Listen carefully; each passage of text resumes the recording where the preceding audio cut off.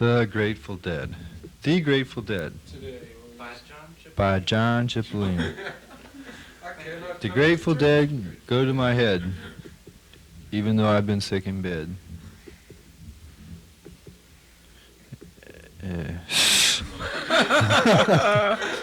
Well, if you want coherence, gentlemen, you've come to the wrong place. Incoherent. Well, Mrs. Freiberg, what do you think of the good old Grateful Dead? I think they're fantastic. I'm certainly grateful they're not dead. They always make everybody feel good. It's sin, it's sin, it's sin. I know it's sin. Because it's so groovy. Chuckle, chuckle, giggle. Family. I don't know, they're groovy. The whole world of music owes a great debt to the Grateful Dead, it seems to me, because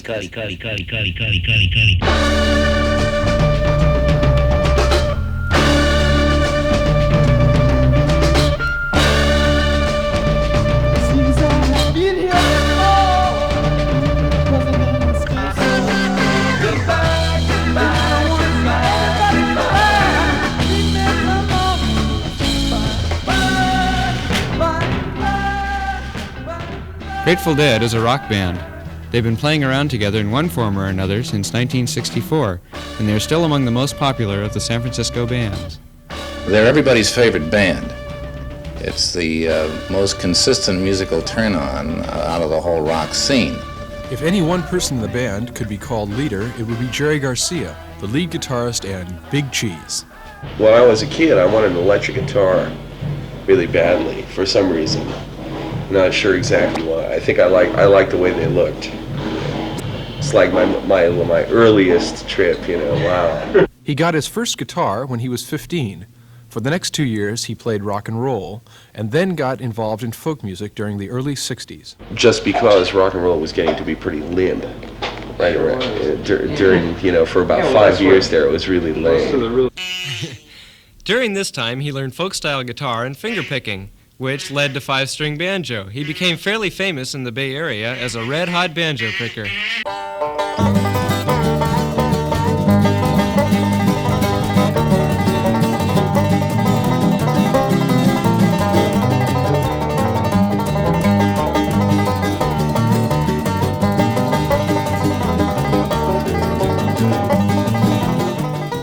Like, that's what really turned me on, and that's what I devoted all my time to and all that. But then, in no time was it ever possible for me to make any bread playing music, you know, or make a living even playing music or anything. And I didn't want to work either, you know, so I just hung out, you know, and played. He hung out in Palo Alto, mostly at Dan Morgan's music store, where he taught guitar and banjo.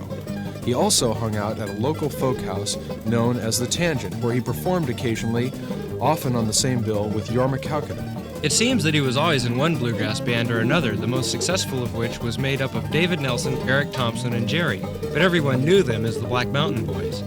Dave Freiberg of Quicksilver Messenger Service remembers that During that time, you see, I was helping to run this place called the Offstage in San Jose. I remember Garcia from that, and the Black Hill Boys used to be, the Black Mountain Boys. The Black Mountain Boys used to play banjo with him. Good old Jerry.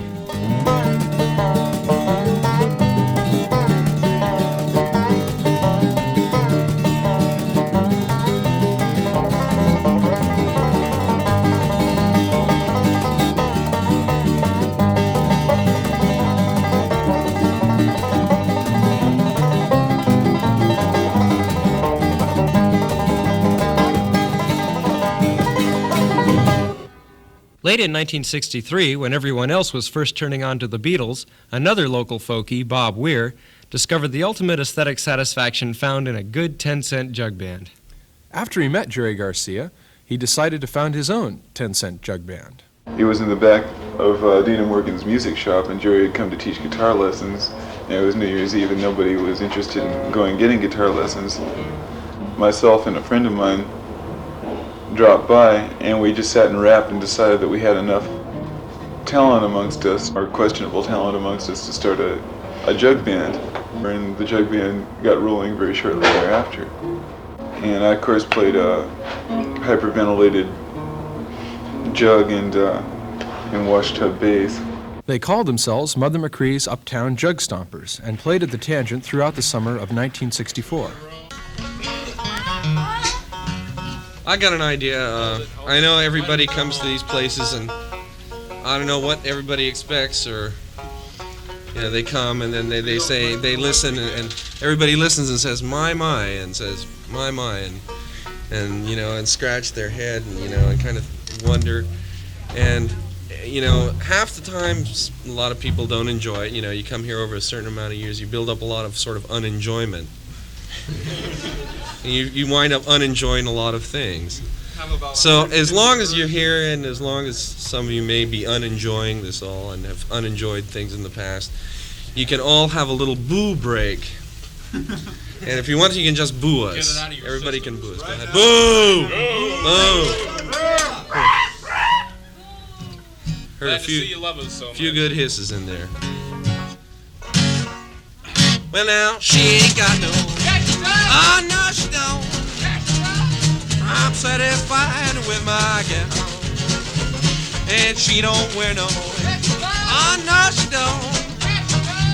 I'm satisfied with my gal. She got great big legs, pretty teeth, and I love her dimple chin. Golden hair, what a smile. Oh, what a mama she has been. Now will she let me? Oh yes, she will. I'm satisfied with my gal.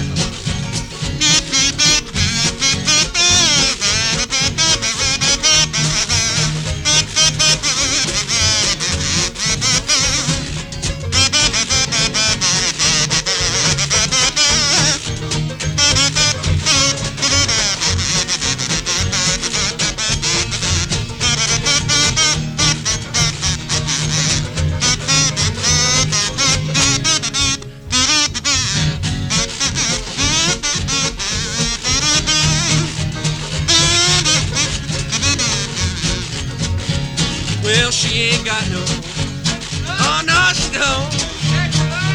I'm satisfied with my gal, and she don't wear no, oh no she don't. I'm satisfied with my gal. She got great big legs, pretty teeth, and I love her dimple chin. Gold hair, what a smile, oh what a mama she has been. Now will she let me? Oh, yes, you will. I'm satisfied with my gal. My gal. I'm satisfied with my gal.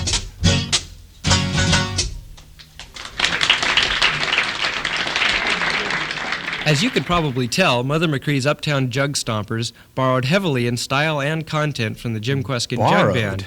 You mean stole. There was, however, other material which later influenced their change from acoustic to electric styles of music. Back when we were doing the Jug Band, we were doing a few like rhythm and blues numbers, and we were doing some like Jimmy Reed tunes. One reason for this blues influence in the Jug Band was another member, Ron McKernan, better known as Pigpen. Mr. Pigpen. And the nucleus of the Jug Band really was sort of me, Jerry, and Pigpen. Pigpen has a really rich and varied background, particularly in blues. I think he started out playing blues piano. His father was a rhythm and blues disc jockey for a while, and I think that's what got him into it. And so anyway, he was just perfect for the Jug Band. He was the inspiration behind our rhythm and blues thing, which catapulted us into the rock and roll phenomenon. And we'd like to have Mr. Pigpen Mckernan here, known in the more esoteric circles. Mr. Pigpen Mckernan would like to sing a Lightning Hopkins song. I wouldn't like to, but I will anyway. He's going to sing a song called The Rub, and we're not going to be responsible for his contents. Or his. Hey, I'm supposed to be over here, aren't I, man? Yeah, in the middle. Yeah, there you go.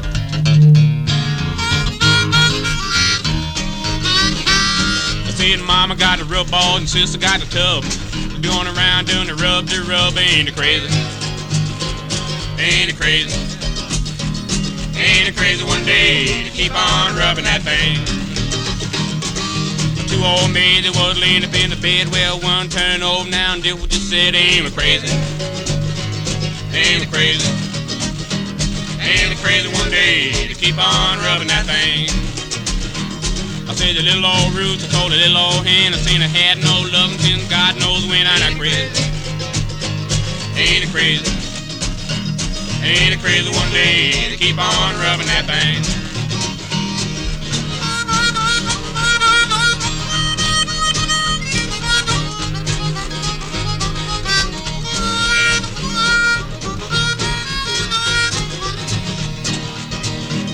Well, I see that woman gone behind the hill. I'm gonna find that girl, I'm gonna do my will. Ain't it crazy? Ain't it crazy? Ain't it crazy one day to keep on rubbing that thing? Well, I feel so good now and I feel so fine. All I got to do is drink that wine. Ain't it crazy? Ain't it crazy? Ain't it crazy one day to keep on rubbing out?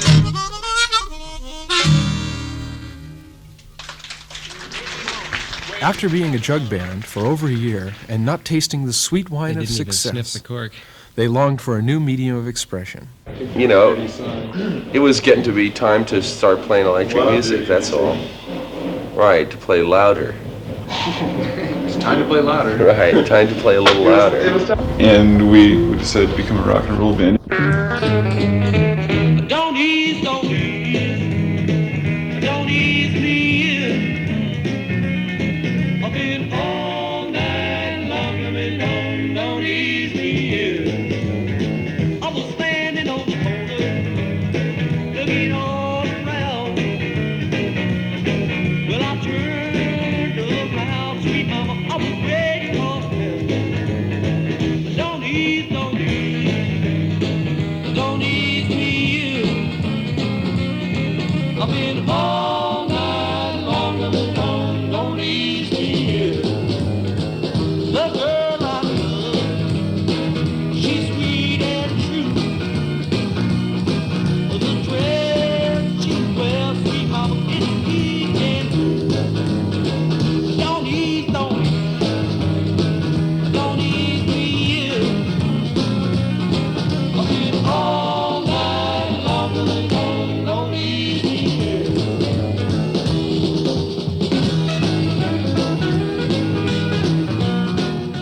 The step was really a lot like what the way the changes really happened in the blues, like when they went from acoustical instruments to electric instruments. You know, and then blues records, like long about the 40s, all blues records start having electric instruments. You know, and you know, it's just like we went through that same change from a jug band, which is like a really early trip, into like the next step, which was like a sort of early, sort of primitive blues, because that's all we could play, right? To be a real rock and roll band, they needed more than Jerry and Bob on guitars and Pigpen on organ. They picked up two more local musicians from Dana Morgan's music shop.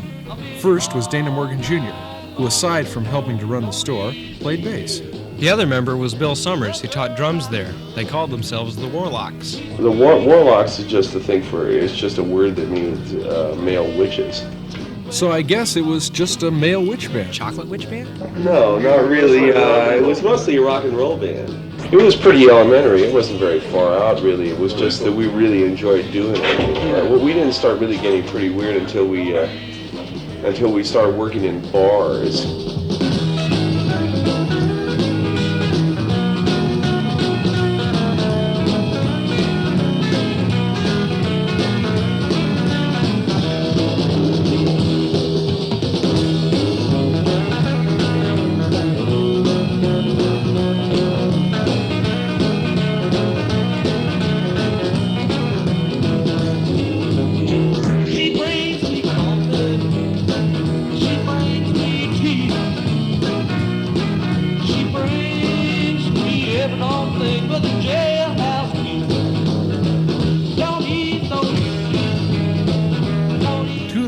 They played in were the Inn Room and the Fireside, both in Belmont. During their barroom days, Dana Morgan left the group and was replaced as bass player by Phil Lesh, who had never played bass before. Ever.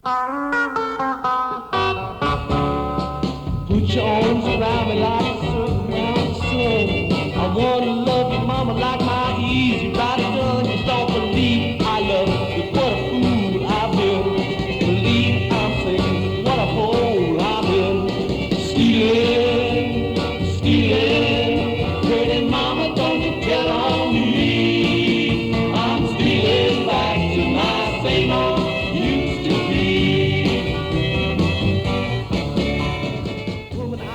Saturday night and be real crowded, and the whole scene would just get into a sort of a pressure cooker system with all these drunk people on the floor, and we were just really we were merciless, like I say. Yeah, we had quite a shoot 'em up show for that time, you know. I mean, the bartenders were good and crazy. They were potheads, and like for instance, we'd be playing and they'd land in the bar with ashtrays and fill the ashtrays up with lighter fluid and light them.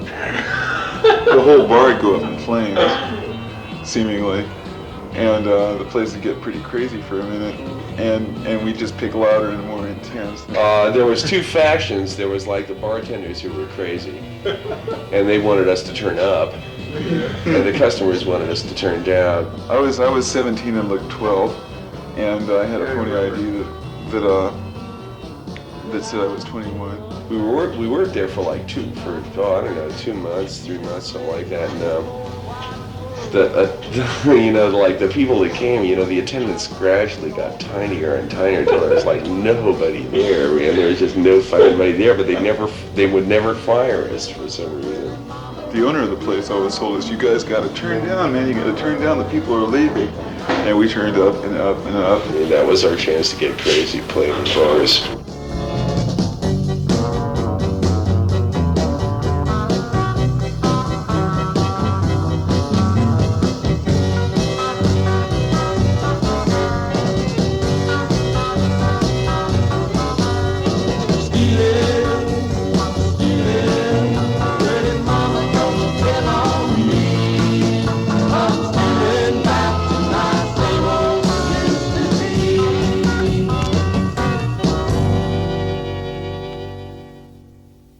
Playing in the in room was about contemporary with the first family dog shows at the Longshoremen's Hall. It was immediately after those first family dog days that the Grateful Dead began climbing the ladder of success.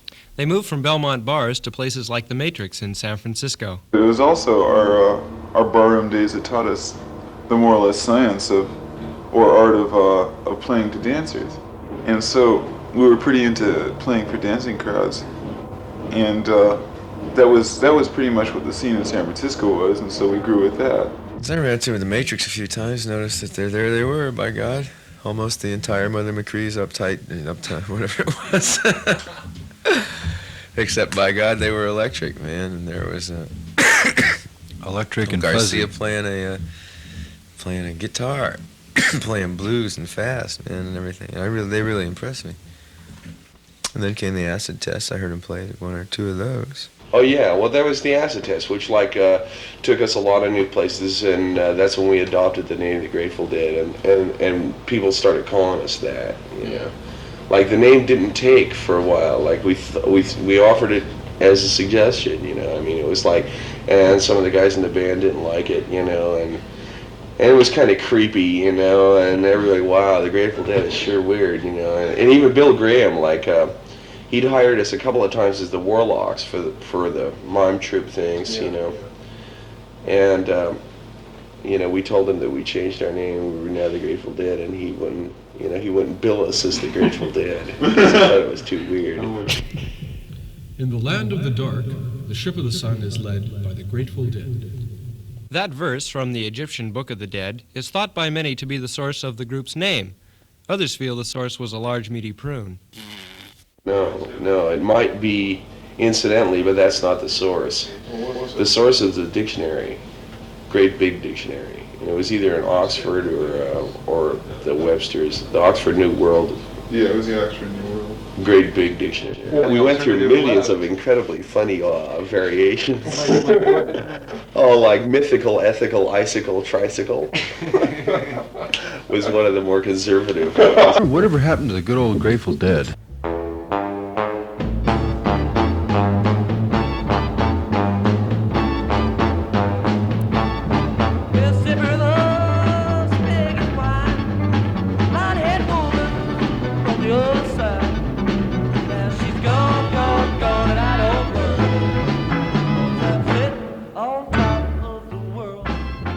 The good old Grateful Dead was trips. It started out with the acid tests, and And the acid test really made a lot of people think differently.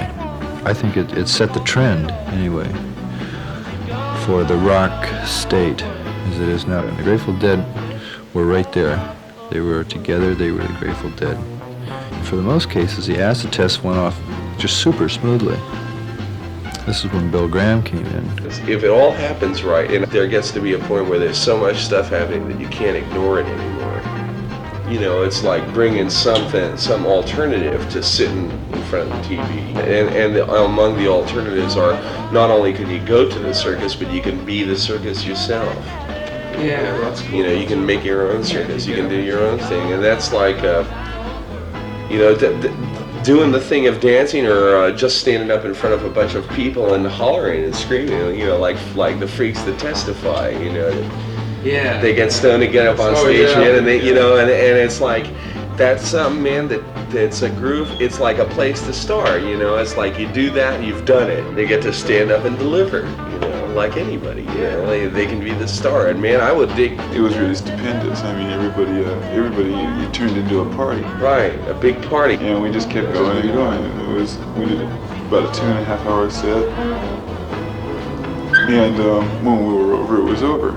Everybody got some. The whole rock thing is a group-ish experience. Right, it's just so much buzzer when everybody dances, man. It's just so much more joyous. I would rather accompany the place than be the star of the show, you know. About the time when the Grateful Dead raided us out at our farm, dressed up in war paint, wearing feathers and bows and arrows, and we all came in and got stoned. After they raided, circled our house, and we surrendered. Very begrudgingly. Yeah. Very good. But we were caught, you know, with our proverbial pants down, I guess. Oh, they couldn't have picked a better pants time down, to get the us. pot out, right?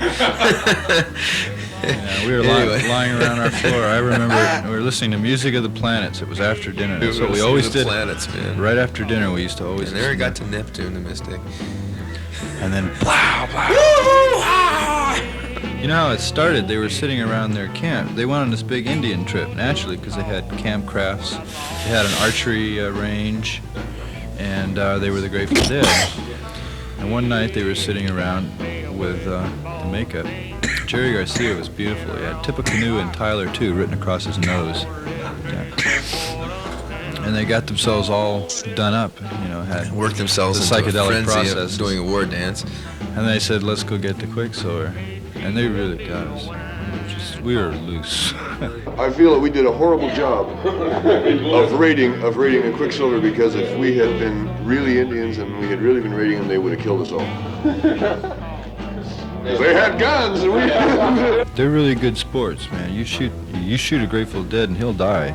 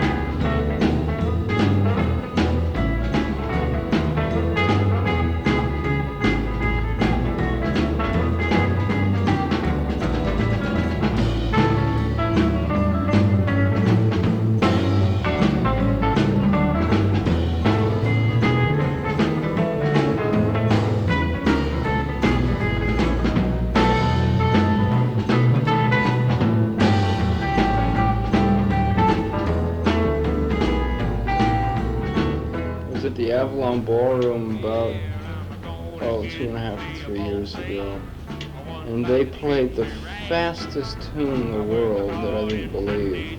And Owsley had this speaker system that looked like a giant set of or something. I mean, it looked like a big. And here are these weird cats, man, just pumping it out faster than the speed of light. They've always been a good thing.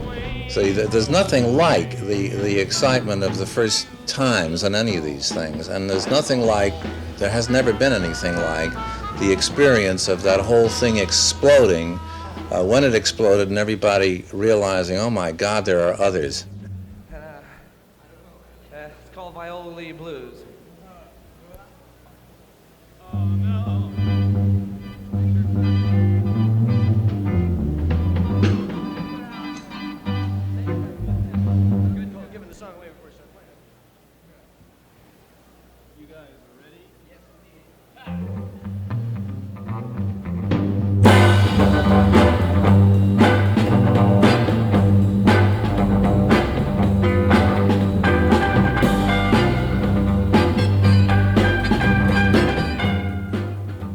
I remember the Dead playing at the Fillmore, one of the first times I heard them at the Fillmore, playing Viola Lee Blues, and it was a tribal stomp.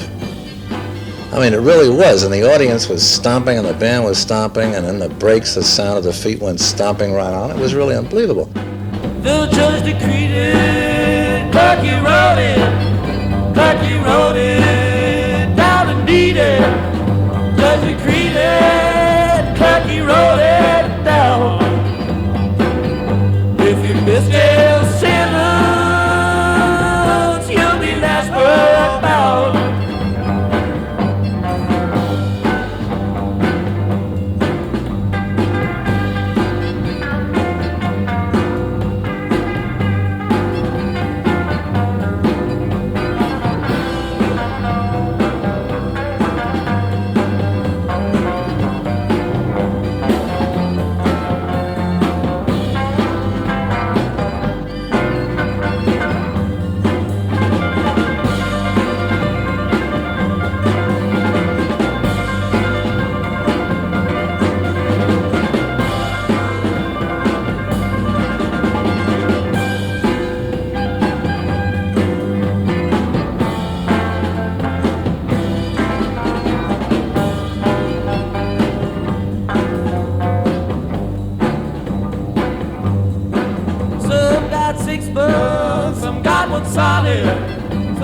Solid, yeah indeed.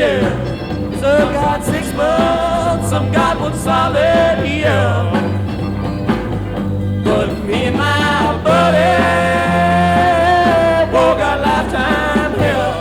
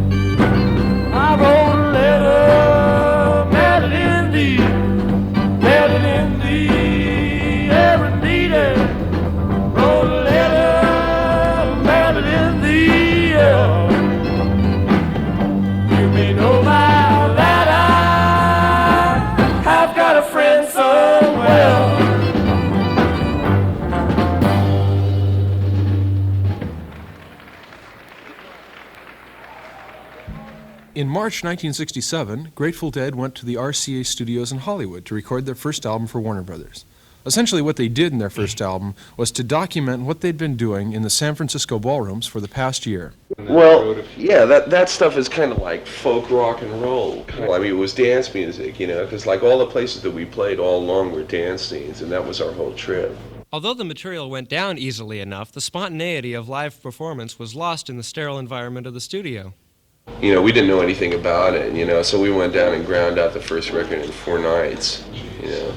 We were inexperienced about recording and about where to record and who to record with. But when we went into the studio, it was like this, we were for the first time in the studio world, you know, and there was the whole thing, okay, what's next, you know, engineers and guys looking at their watches, you know, that whole, right, and that's that whole scene, that's the business world again, you know, doing its business and definitely not concerned with music, and so, you know, we just did it, you know, we didn't know what the fuck, you know.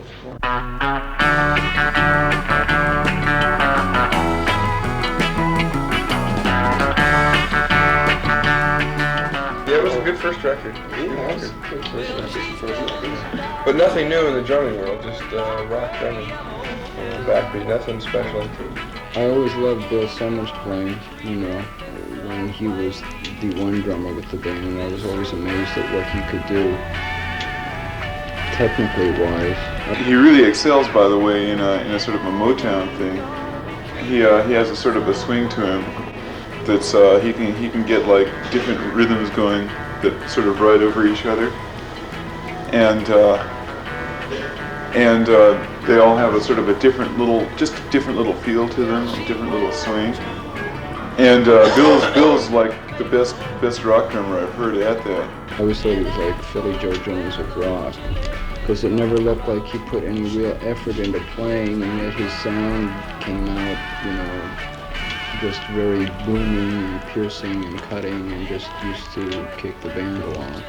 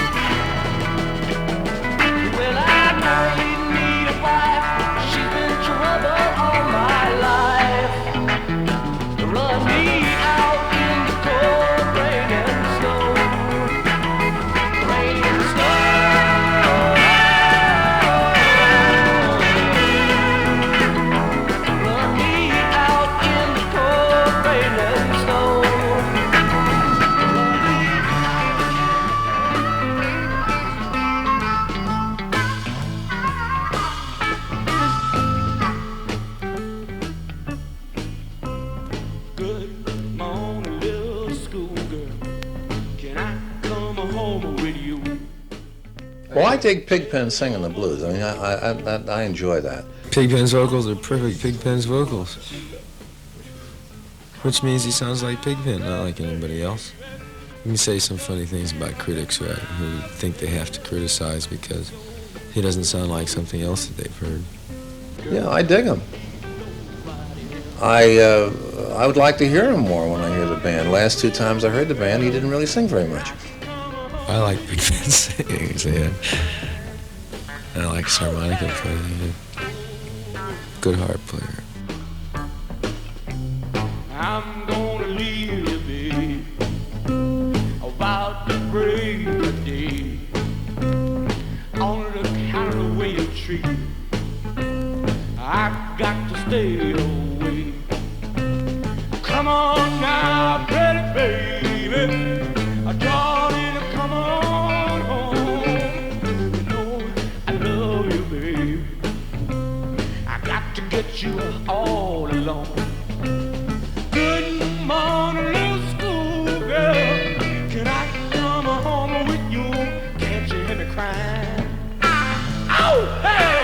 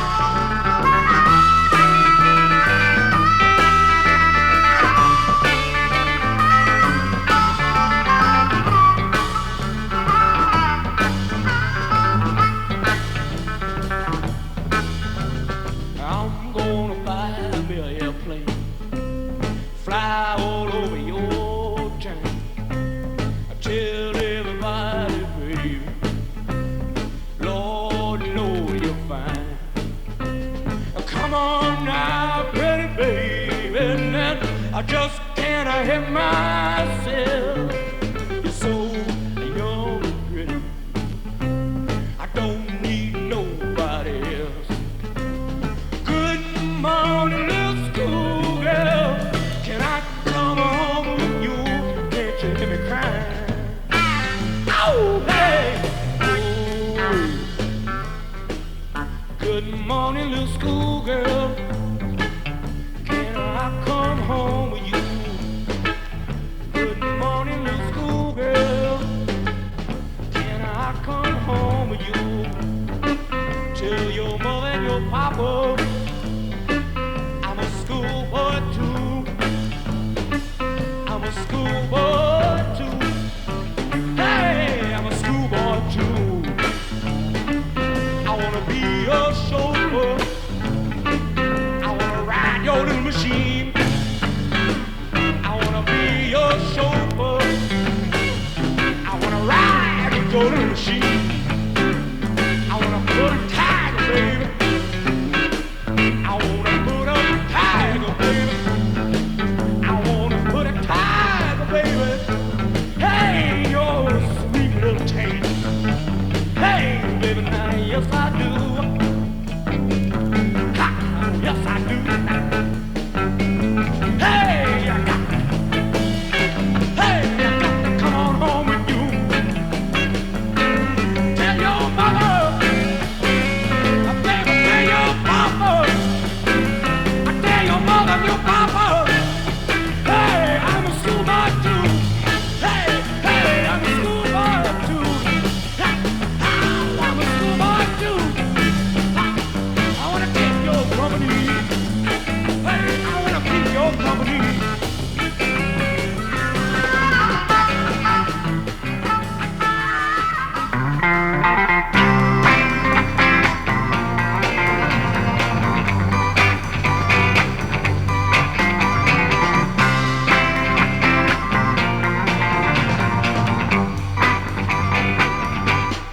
I was born in the desert, raised in the lion's den. And Bob Weir, who plays God knows what. I'm more or less trying to develop a style of guitar playing that incorporates the use of maybe several lines at once. Bobby Weir is considered a rhythm guitarist, whether he is or he isn't. And he has a certain area that he covers musically. Jerry plays lead guitar and he plays really good, you know, and it would be redundant and perhaps superfluous to have, in my opinion, to have two screaming lead guitars in a group. And anyway, my mind doesn't think like Jimi Hendrix. This function is sort of the same thing as the drum essentially is. It's to set up a support for Garcia to play.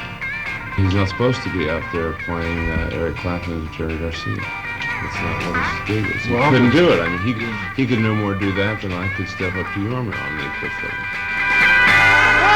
If you can't believe me, don't make it hard to believe in you.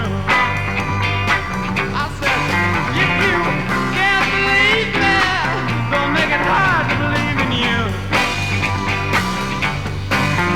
Cause we all need each other. Well, you know it's true. I was born in a desert, raised in the lion's den. I was born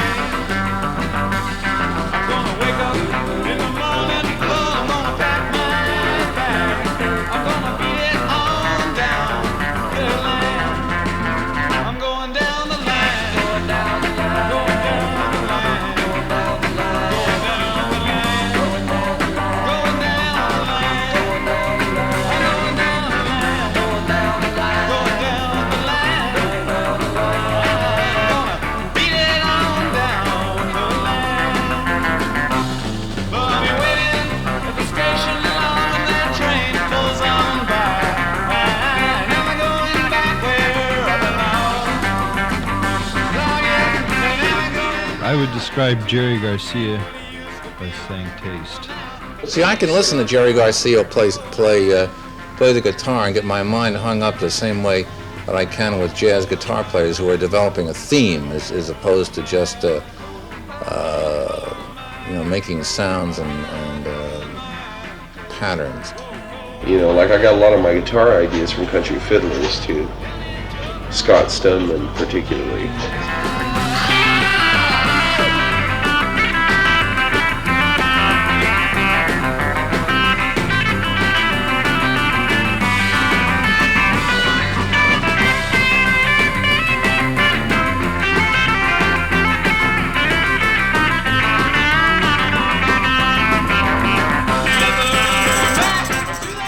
One of the things that's good about both Jerry and Jorma as guitarists, and that is that when you hear them, you can tell it's them. I mean, they have an individual voice on the instrument. Because it is fresh and it's original, and he's really just being himself.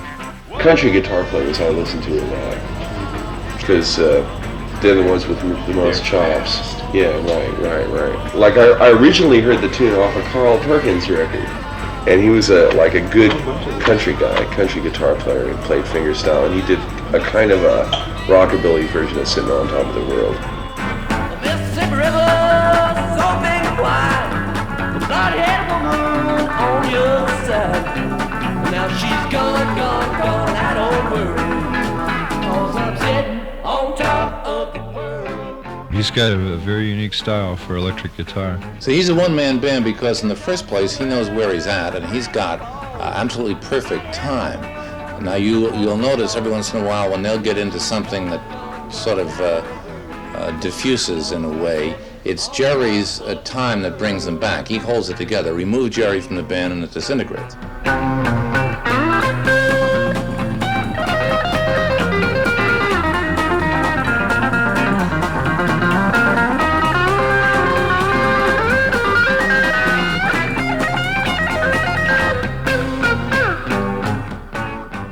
I also have come to really dig Jerry singing. I didn't really dig it in the beginning. I thought he wasn't a strong singer, and I suppose by some standards he may not be a strong singer. I find what he does vocally in the band to be very enjoyable. Mississippi River, big and wide, blonde-haired woman on the other side. Well, now she's gone, I don't worry, 'cause I'm sitting on top of the world.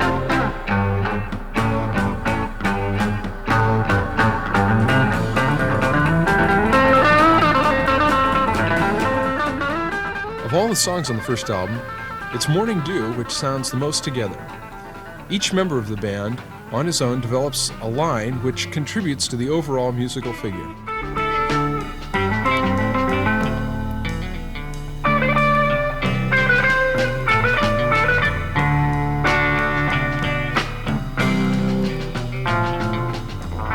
Walk me up in the morning, dew, my honey.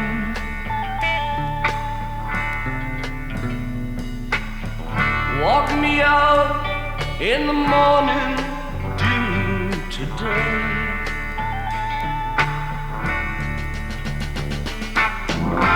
Can't walk you out in the morning dew, my honey.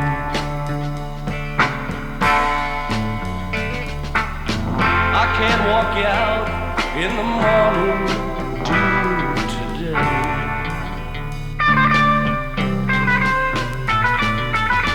I thought I heard a baby cry this morning.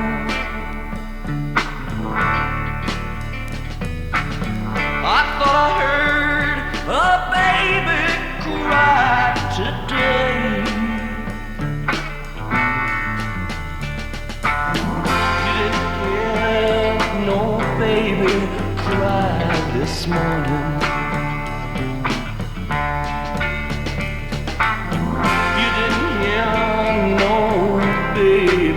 Cry today.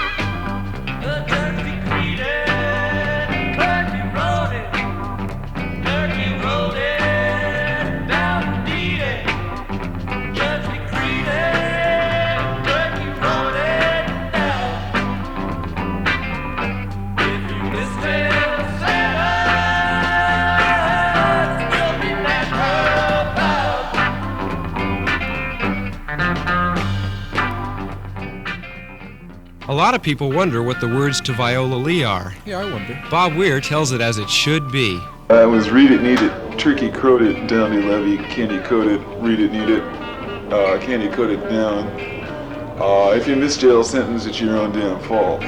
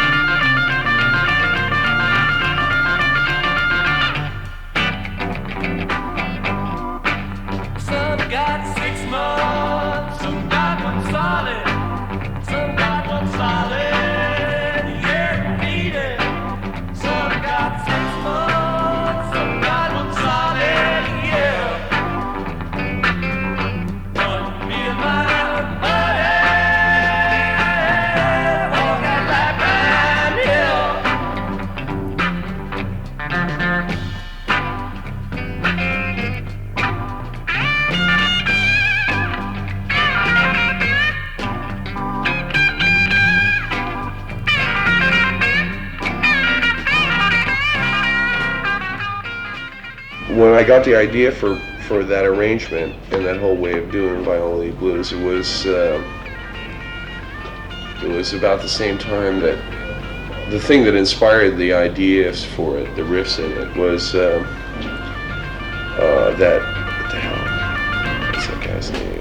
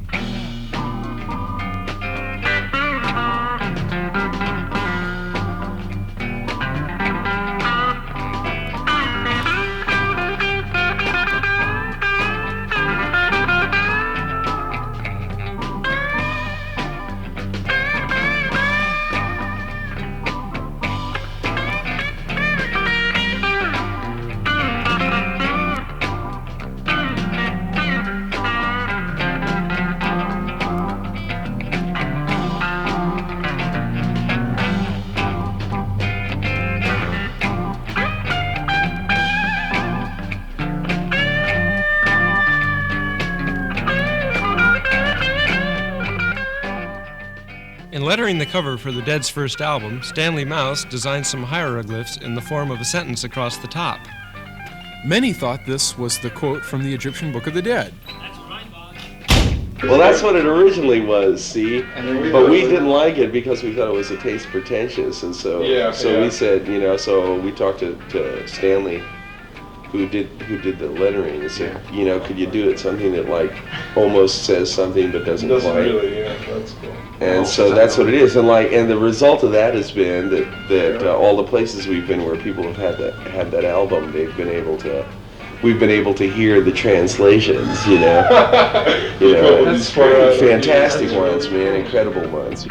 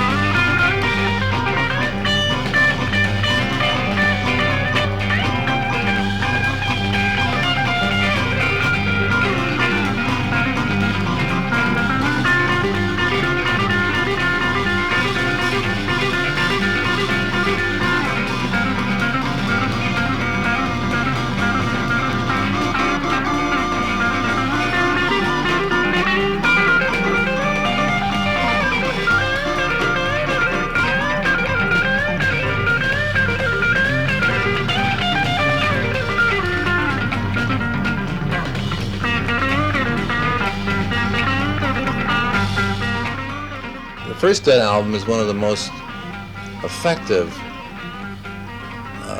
collections of nostalgia that I know of for the whole scene. It's absolutely beautiful. I still love it, and I can play it, and I've worn out a couple of copies and enjoy it because it has a sound that you just don't get anymore. They're they're very special songs of the realm at a very special time. We felt very bad about it. We thought it was unfortunate. Yeah, and we did it, and that was it, you know. And then we had all the time afterwards, and after it was released, and listening to it hundreds of times to really regret it, you know, because it was mediocre performances of material that we were able to do much better. You know, it was uninspired completely. Never again, you know. We'll never go about it that way again, you know.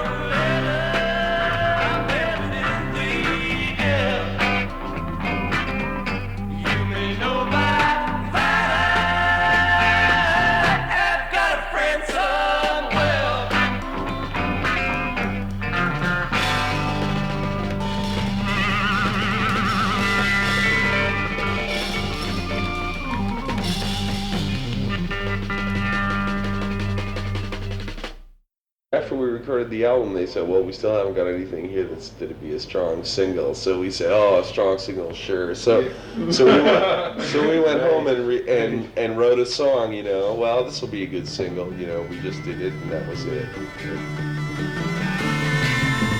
See that girl barefoot in the lawn, whistling and singing, she's carrying on. Yeah, laughing in her eyes, dancing in her feet. She's a neon light line and she lives on the street. Hey, hey, hey, hey, coming by every day. Hey, hey, hey, coming by every day. Well, everybody's dancing in a ring around the sun. Nobody's finished, we ain't even begun. So take off your shoes, child, take off your hat, shine your wings and find the habitat. Hey, hey, hey, hey, coming by every day. Hey, hey, hey, coming by every day.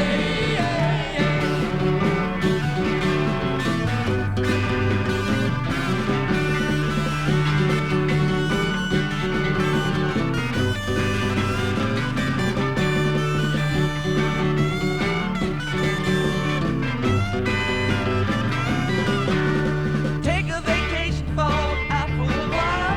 Summer's coming in with us, going out in style. Well, light out, smoking, honey, have yourself a ball. 'Cause your mama's daddy never sold you back to the fall. Hey, hey, hey, hey, coming by every day. Hey, hey, hey, coming by every day. Hey, coming by every day.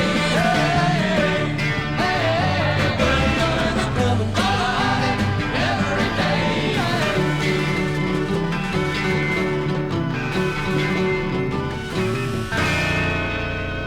Their first single, The Golden Road, wasn't exactly a jukebox monster. The album, however, was gratefully received by you and I. The following June, they played at the Monterey International Pops Festival and continued to play throughout the summer in the San Francisco ballrooms. They also played many free concerts in the park. In September 1967, Mickey Hart, a drummer, saw the Dead for the first time. How it happened was, we were down at the Fillmore. I was with a friend down there at the Fillmore. I never heard the Grateful Dead, and tell it like it was. That's good. The good old story. Tell it like it was. Good old great old And someone said, "There's the drummer for the Grateful Dead," and being so impressed, I walked over to him and I said, "Oh my, your record was so wonderful. I love your record. It was just great." And I really, Do you sleep at night? Yeah, and I really liked the record. You know. I was very stoned when I heard it. The next day I heard that Mickey and Bill had moved their drums together into Bill's basement and had been working together, or something like that. So we thought at that point we'd try two drummers and get something new. Yeah, we set up one day at the Straight Theater. Or actually, it was for the dance classes. Remember? Yeah. And so that night, Mickey sat in with us, and it was a gas. After Mickey Hart joined the band, they began work on their second album, which took, in all, 8 months to finish. It was during this work that they released their second single, Dark Star. It was a departure from their past recorded performances, but quite indicative of what the Dead were doing at that particular time, both in the studio and live. Although Dark Star was not included in their second album, it was more or less a sample of the things to come.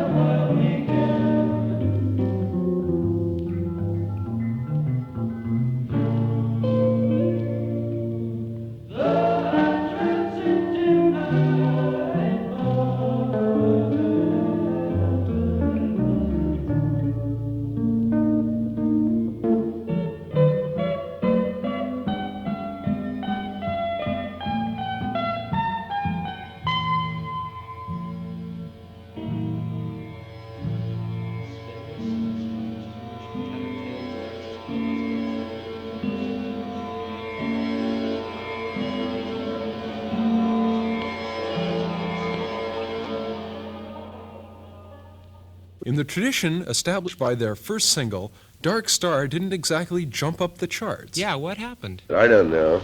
We put it out, thinking that maybe somebody would play it, Yeah, Tony Big played. A strange idea. Right, but nobody would, and that's been our whole story all along, behind the record company and its relative apathy about us, in terms of promotion and all that. And it's like partly our fault because we don't really, we don't really go out and hustle.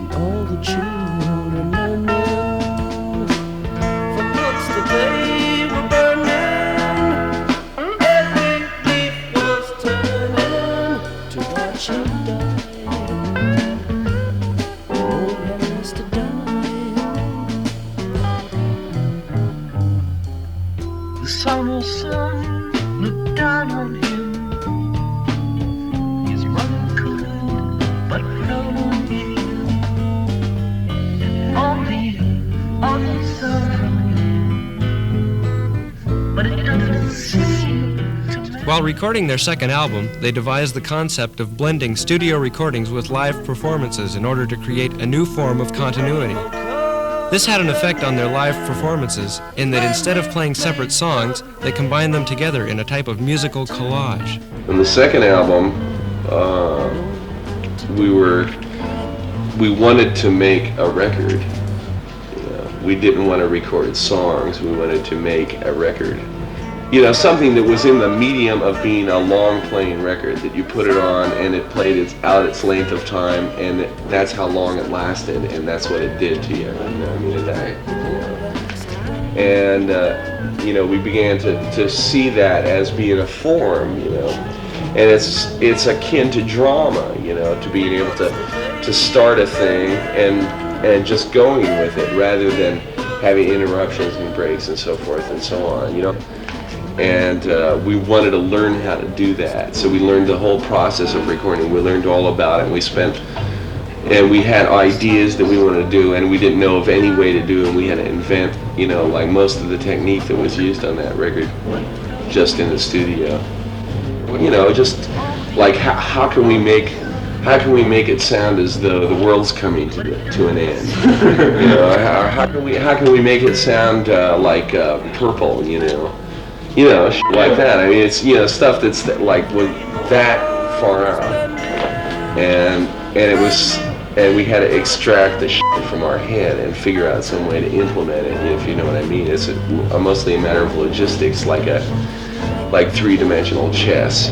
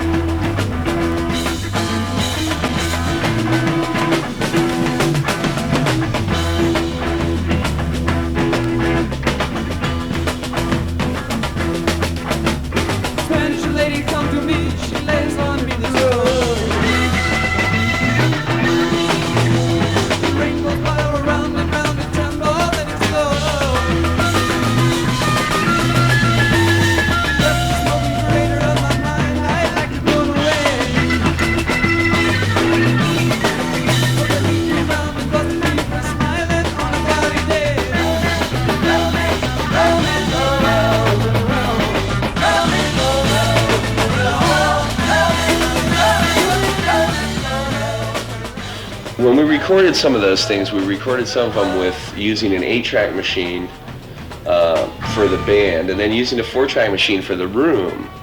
so that we had 4 tracks of the room, various parts of the perspective of the room, you know, like one corner of it over here, one corner over here, one in the middle.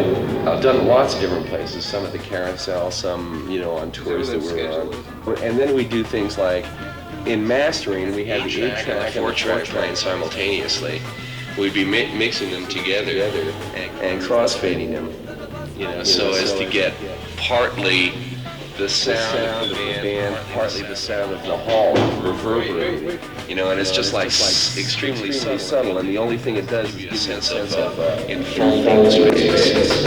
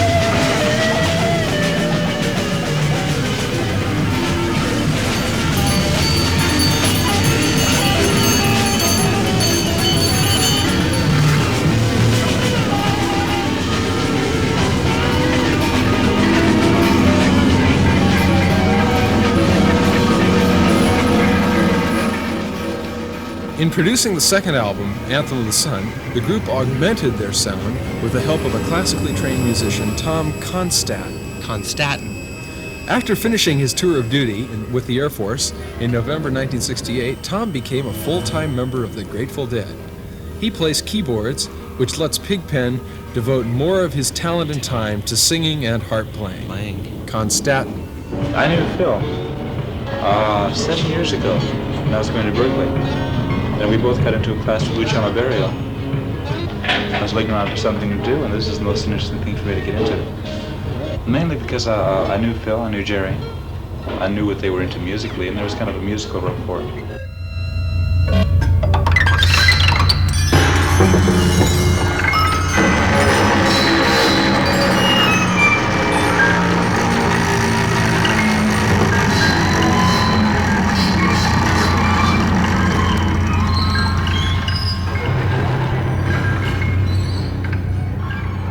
Yeah, the way to listen to Phil Lesh on the albums is to listen with stereo earphones.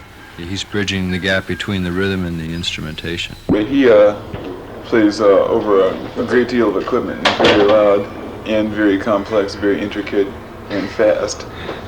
About the most complex and intricate and fastest of the bass players. What they do is to play a continual solo. Going these days. He's like a lot of the young jazz bass players of the last, 7 or 8 years, in that he has no interest in playing 4/4 time. He plays a whole line, which of course is in rhythm, but I mean it's a whole line which is it's a sort of contrapuntal to the theme of whatever is being done by the band at any given time. And anyway, so you can gather from that Phil, at least one point, was a student of classical music. Very well, I learned music theory in high school and in college. Yeah. And I played instruments since I was 8 years old. And he's a fascinating musician to hear.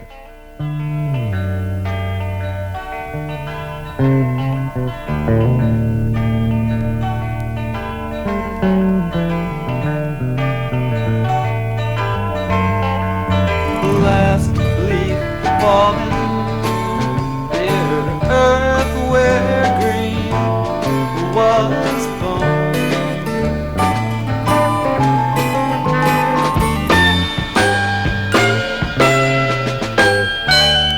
Above Madonna, two eagles hang against a cloud.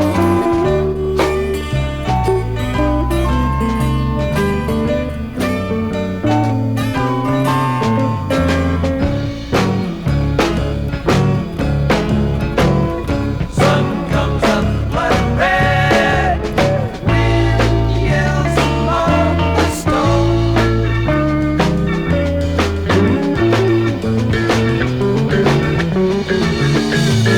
All graceful instruments are known.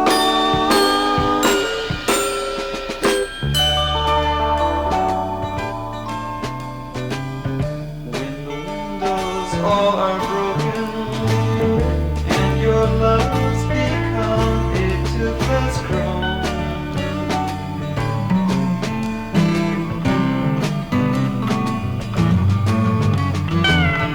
when the voices of the storm sound like a cry.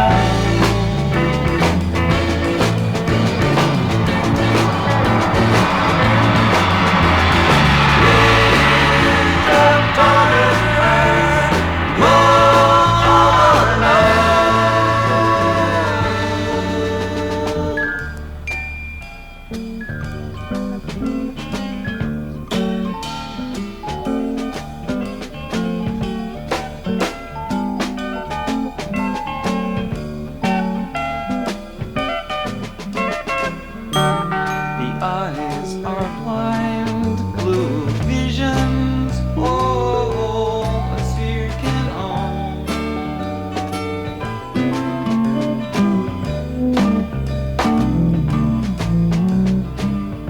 And touching makes the flesh to cry out loud. This ground I'm witnessing the love is so.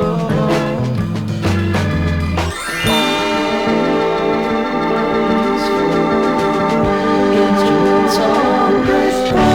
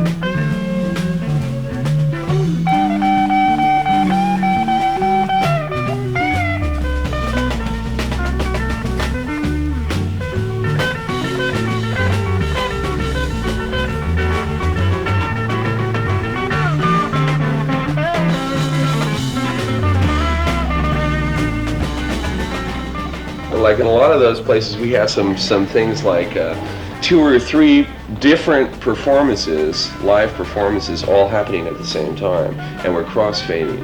You know, that's why some of that stuff is like a dream. You know, like you listen to a guitar run and it like goes somewhere, and all of a sudden like there's another part of it that's almost a continuation, but not quite.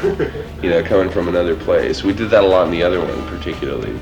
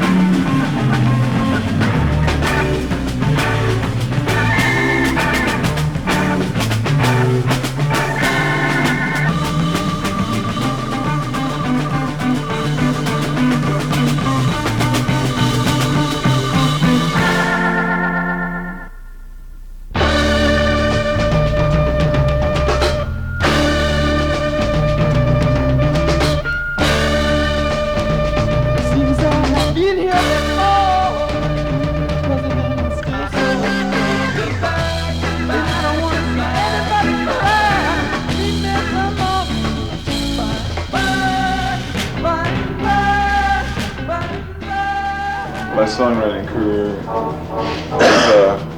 has been slowed up because I can't think of any decent words to sing, and that's kind of gotten to me after the last album. You come to that particular point where you've written a song, and you hear it on the album, and the words are so the words are so nada. They don't really say anything. They're just, like I say, they're just there's something with which, a handle with which to carry a tune, and they could be ever so much more.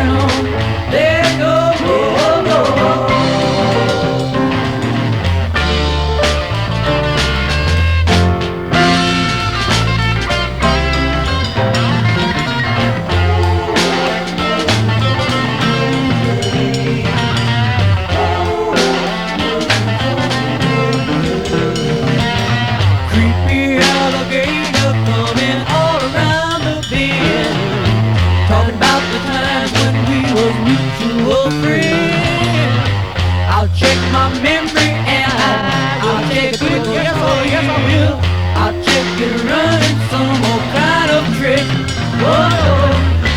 Won't know well I've been there before, and I ain't coming back around there, no, no, no.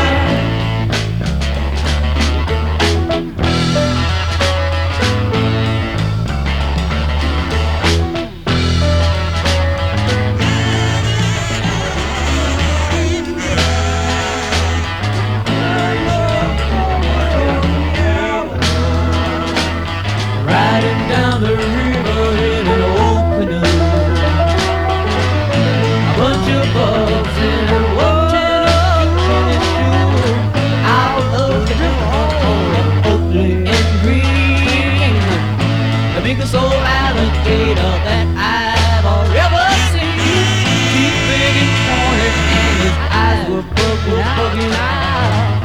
Contracted union put the bagels to ride.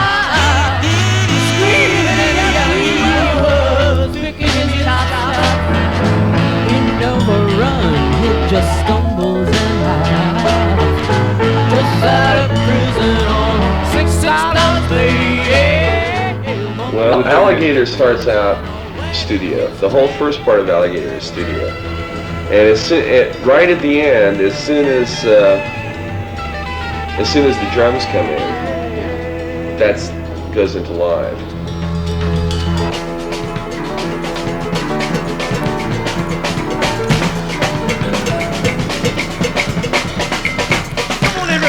Get up and dance, we won't ruin you.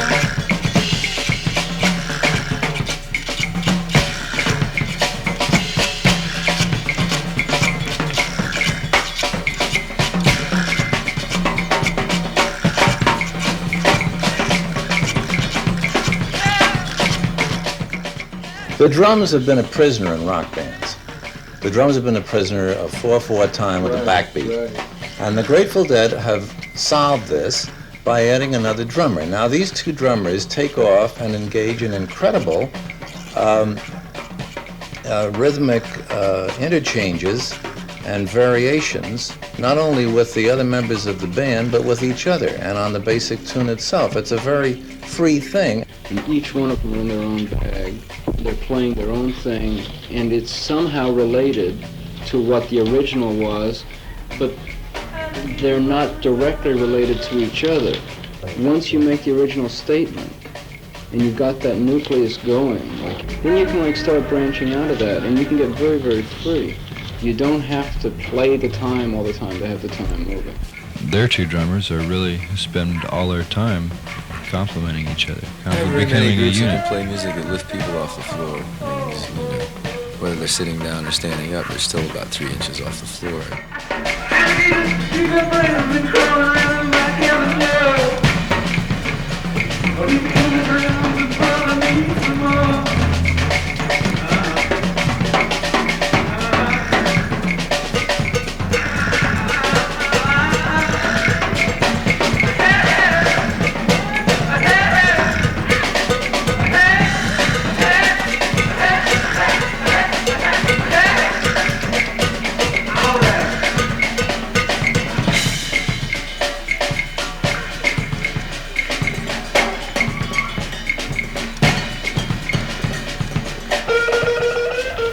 Beautiful, and they're not afraid to look at each other. A lot of musicians today, they get on a stage and they're afraid to look at the next cat playing because, they're uptight or they don't want to communicate with the other cat. They think it's all in their fingers. They're not using their head at all. But rock music is a kind of music that you can get to play in the context of a group and get to play at an extraordinary level of communication.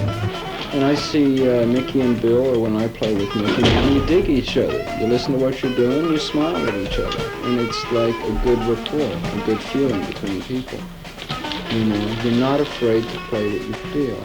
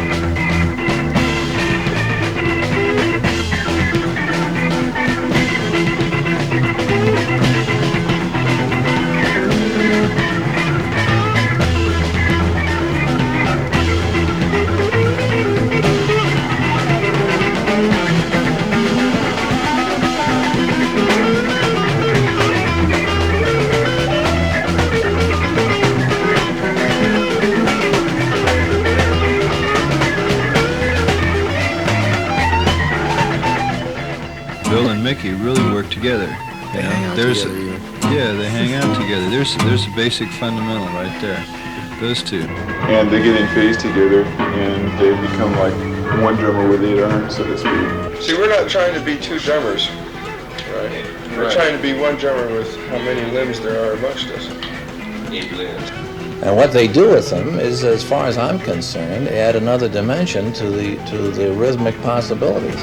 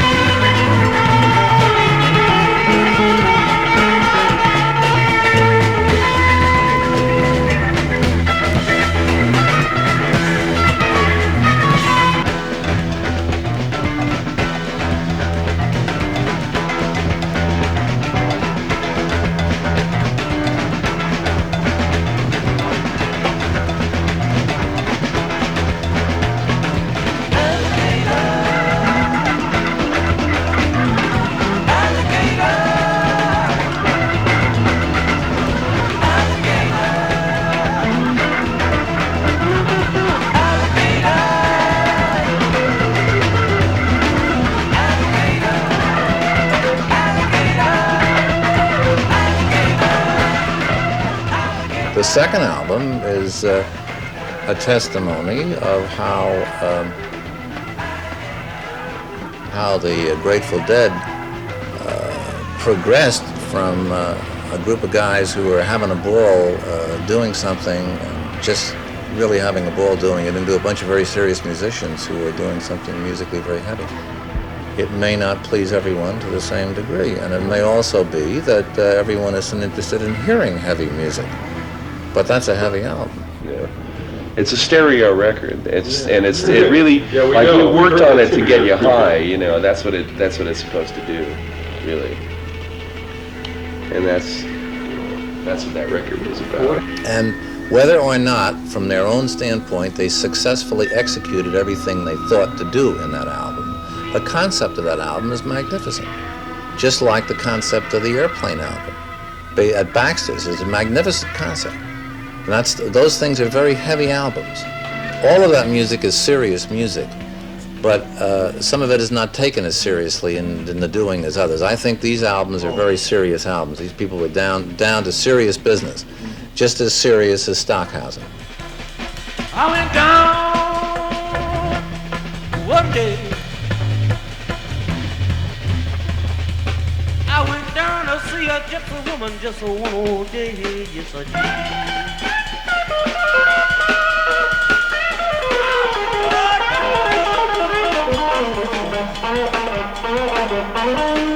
I wanna find out now.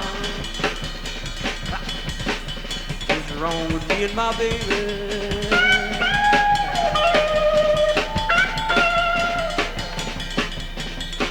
We ain't been getting down like we used to do.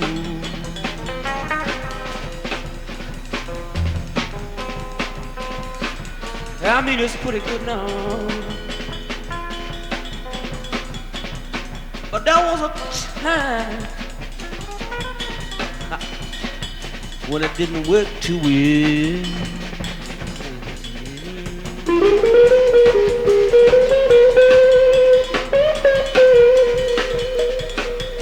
I went down to see this gypsy woman, you understand? And I told her my story. I told her what was going on. And she told me, and she said, all you need, all you need, all you need, all you need, all you got to have, all you need, all you need. That's all you need, love. All you need. All you need. All you need. All you need. All you need. All you got. All you need. Just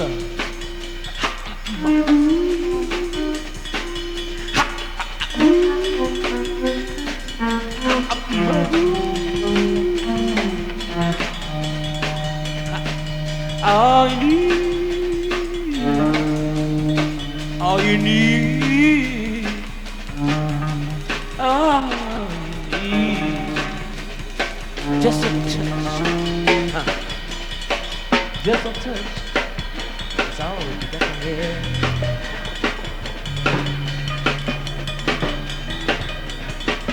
All you need, they said all you gotta have, oh no.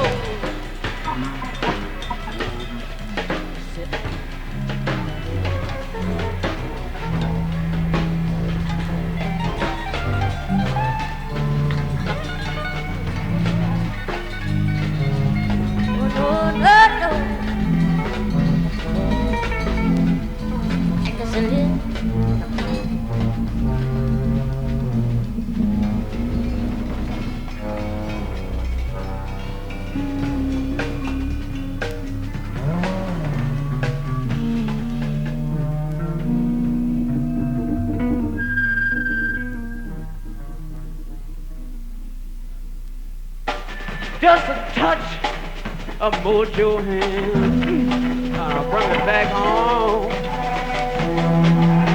and it feels pretty good. Yes, it do.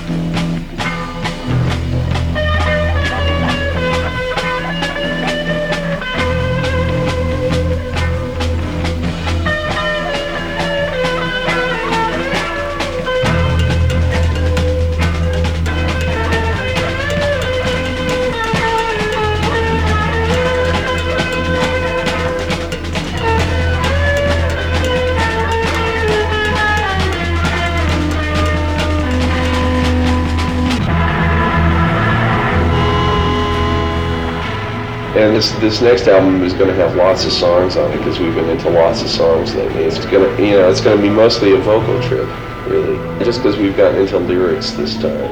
and at this point, it's pretty amorphous. Like, we have lots of material, and we have much of it recorded, but we haven't decided exactly how to put it together, or exactly how we're going to present it, or whether it's going to be a double album or a triple album, or because we've got like lots of different kinds of material. We have jam session stuff, we have, all kinds of live scenes.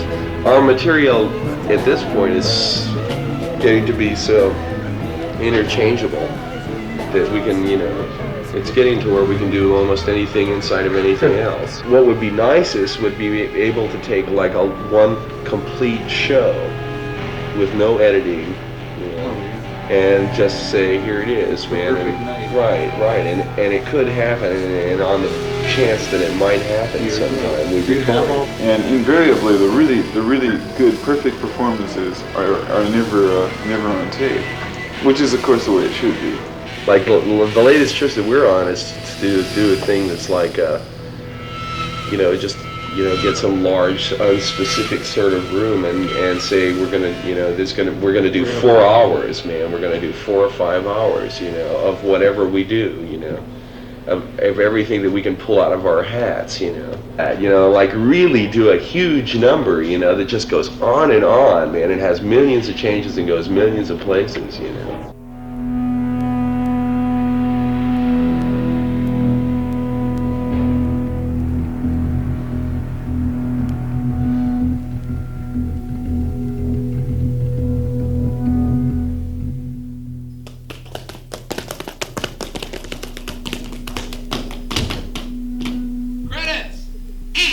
For their voices, we thank Jerry Garcia, Mickey Hart, Bob Weir, Mr. and Mrs. Tom David Constantin, Freiberg, John Phil Cipollina, Lesh, Spencer Bill the drummer, Dryden, Paul and Ralph Kantner, J. Gleason. and Ralph J. Gleason. Special thanks to Baron Leo de Garkulka, Golden State Recorders, and Mike Larner. This thing was written, produced, and lovingly pieced together by Vance Frost and Michael Wanger.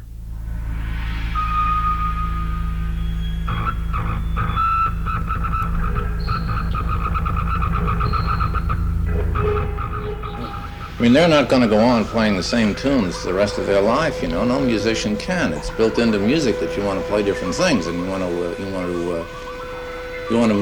to have new experiences in the playing of music. Now, I think it's useful in thinking of this kind of music to consider the fact that these are musicians who are entering a new sphere in music. These are the real electronic composers. These are the people who are learning how to function in a combination of live performances, live recording in studios, and electronic application and electronic extensions of these things. And the Grateful Dead are experimenters. I love them. And that's far out. Oh, I don't know. What about the Dead? It's a good band. And that's because when you go to hear the Grateful Dead, it's almost guaranteed that you're going to have a good time. And that's why I think a lot of people really go and see the Grateful Dead time after time after time, because they're really having fun. Grateful Dead is like an attitude. Oh, that's what my general feelings are, that you should go and listen to them and not talk about them. Too weird.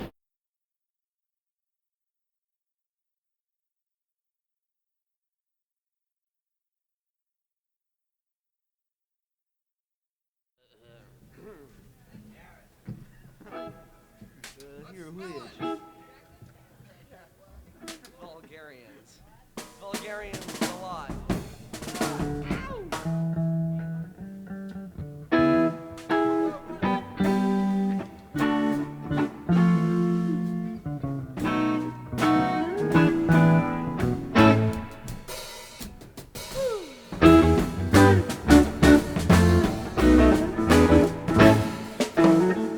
Sitting in Mangrove Valley chasing light beams, everything wanders from baby to Z. Baby, pretty young on Tuesday, old like a rum, drinking demon night tea. Baby, tell me what's the matter. Why, tell me what's your why now? Tell me why will you never come home? Tell me what's your reason if you've got a good one. Everywhere I go, the people all know everyone's doing that rag. Everywhere I go, the people all know everyone's doing the rag. Take my line, go fishing for supper, eat it down by the sea. Gave my baby 20, 40 good reasons. Couldn't find any better ones in the morning at 3. Rain gonna come, but the rain gonna go, you know. Stepping on sharply from the rank and file. Up and down and dark like a dungeon. Maybe get a little bit dark for the day.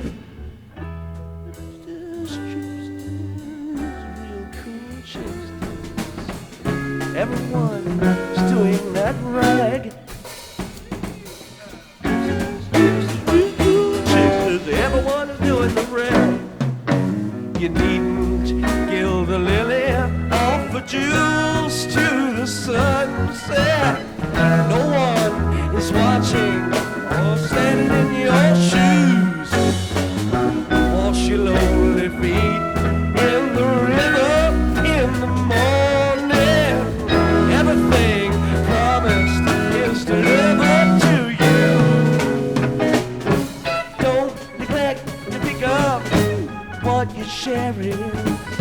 All the winter birds are winging home now. Hey, don't look around you. Nothing out there you haven't seen before now. Wade in the water, you never get wet if you keep on doing that rag. Wade in the water, you never get wet if you keep on doing the rag. One-eyed jacks and the deuces are wild, and the aces are crawling up and down your sleeve.